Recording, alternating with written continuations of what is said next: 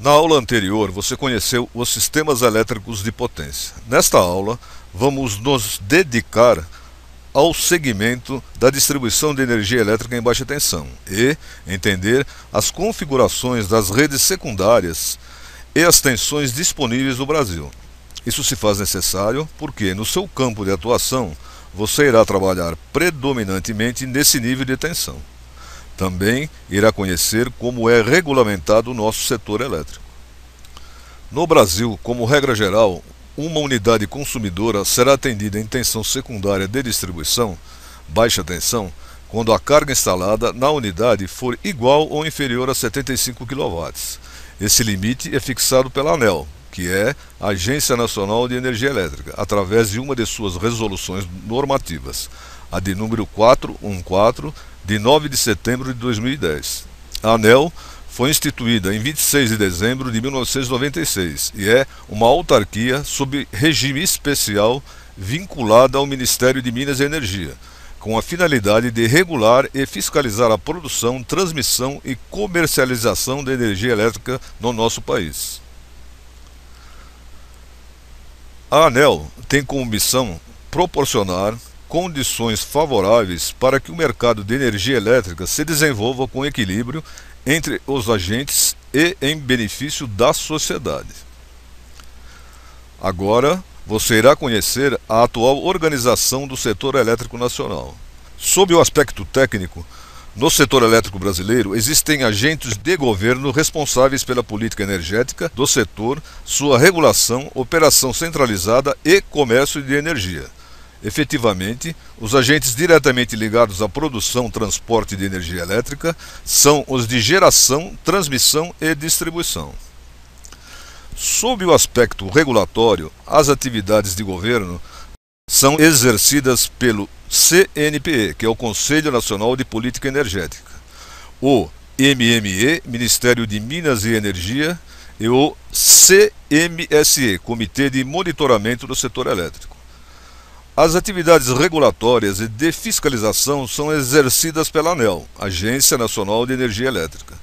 As atividades de planejamento, operação e contabilização são exercidas por empresas públicas ou de direito privado sem fins lucrativos, como a EPE, Empresa de Pesquisa Energética, o Operador Nacional de Sistema, ONS, e a CCEE, Câmara de Comercialização de Energia Elétrica.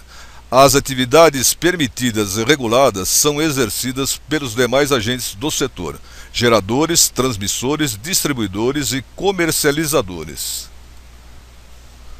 O início de uma rede de distribuição secundária ocorre na saída dos transformadores a baixadores das concessionárias, da média para a baixa tensão. Por exemplo, de 13,8 kV para 127 e 220 volts. Os transformadores de distribuição podem ser monofásicos ou trifásicos. Os monofásicos têm um enrolamento primário e um enrolamento secundário. Em geral, a bobina do enrolamento secundário tem um terminal ou derivação central, que divide o número de espiras da bobina exatamente ao meio. Esse terminal central é ligado à terra, criando-se um nêutron.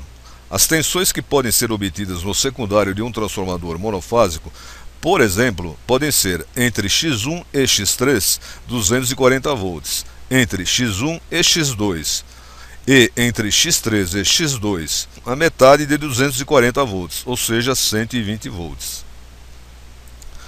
Um transformador trifásico não é muito diferente de três transformadores monofásicos iguais, convenientemente interligados entre si, montados no interior de uma única caixa ou carcaça. Os principais sistemas de distribuição secundária são Y ou estrela com neutro e delta ou triângulo com neutro. Aqui você vê a configuração estrela da ligação dos enrolamentos secundários de um transformador trifásico. As tensões de linha, que são as tensões entre fases, e as tensões de fase, que são as tensões entre fase e neutro, guardam entre si uma relação de raiz de 3. Quanto às correntes, as de linha e as de fase têm o mesmo valor. Esses são os valores de tensões mais encontrados nas redes públicas secundárias de distribuição de energia elétrica no Brasil, para o sistema estrela com neutro. Os transformadores do sistema delta com neutro não são trifásicos, são monofásicos. Neste sistema, quando só há cargas monofásicas a serem ligadas, por exemplo, um bairro residencial que se inicia com apenas um transformador monofásico, chamado de transformador de luz, é possível fornecer o equivalente a duas fases e um neutro. Isso é possível porque o centro exato do enrolamento secundário, derivação central, é ligado à Terra. Serão obtidas duas tensões, tensão de linha, todo o enrolamento, e duas tensões de linha neutro, as duas metades iguais do enrolamento, que serão a metade da tensão de linha.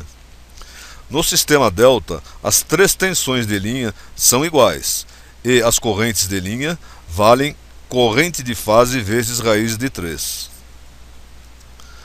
Esta configuração com um único transformador é conhecida na prática como estação de luz. Quando algum consumidor necessitar da terceira fase para alimentar cargas trifásicas, a concessionária instala apenas um segundo transformador, chamado de transformador de força 1, ficando a rede secundária com 3 fases e um neutro no trecho necessário para alimentar esse novo consumidor trifásico. Esta configuração com 2 transformadores é conhecida na prática como estação delta aberto. Quando a potência de transformação do banco, devido aos acréscimos de carga trifásica na rede secundária, é instalado um terceiro transformador, chamado de transformador de força 2, aumentando a capacidade do banco, sem qualquer modificação nas tensões de rede. Esta configuração com 3 transformadores é conhecida como estação delta fechada.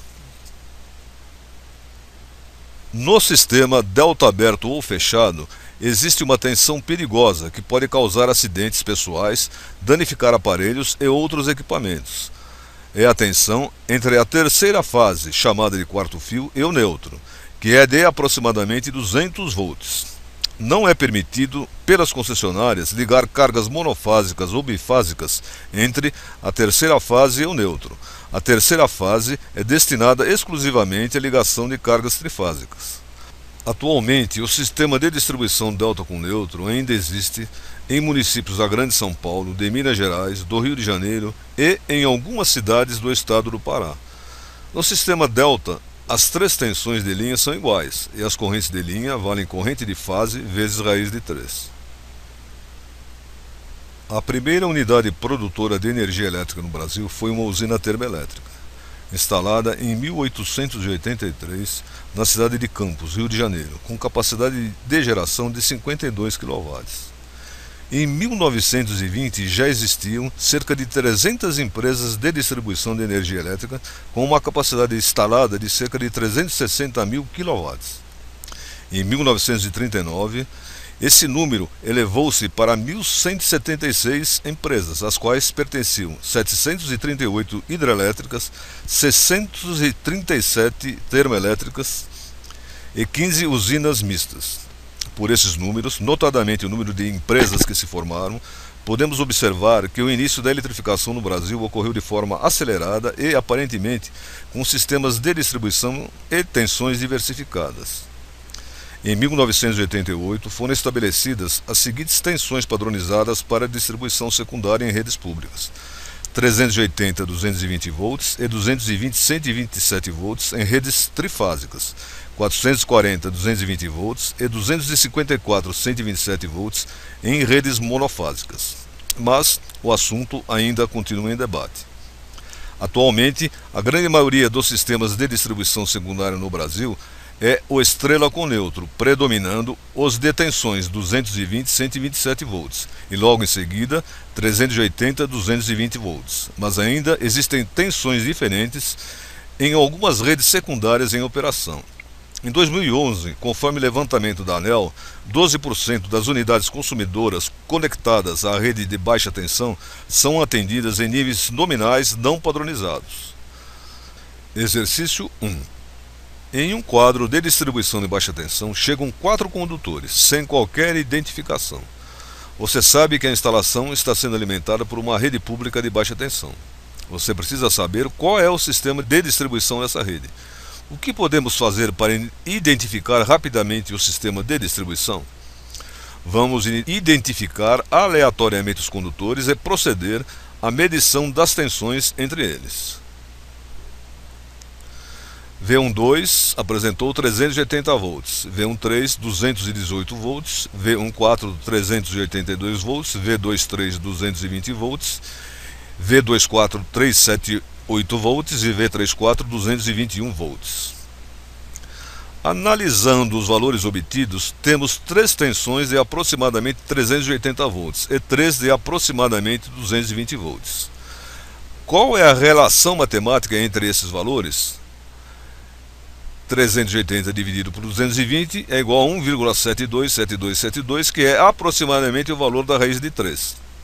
Podemos então afirmar que o sistema de distribuição é trifásico, em estrela, com nêutron.